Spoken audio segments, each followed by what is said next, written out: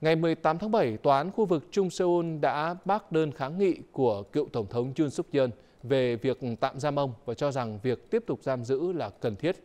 Tòa án khu vực Trung Seoul đưa ra quyết định trên vài giờ sau khi tổ chức phiên thẩm định tính hợp pháp của lệnh bắt giữ và liệu lệnh này có nên duy trì hay không. Thông cáo từ tòa cho biết dựa trên kết quả thẩm vấn nghi phạm và hồ sơ vụ án, tòa xác định rằng yêu cầu hủy bỏ giam giữ là vô căn cứ và đã bị bác bỏ.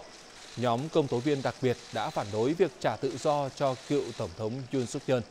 Nhóm công tố viên đặc biệt tập trung nhấn mạnh rằng 5 cáo buộc đối với bị cáo đều là những tội nghiêm trọng không thể tại ngoại. Đặc biệt, sau khi bị bắt giam trở lại, ông Yoon liên tiếp từ chối trình diện điều tra theo yêu cầu triệu tập của nhóm công tố viên đặc biệt.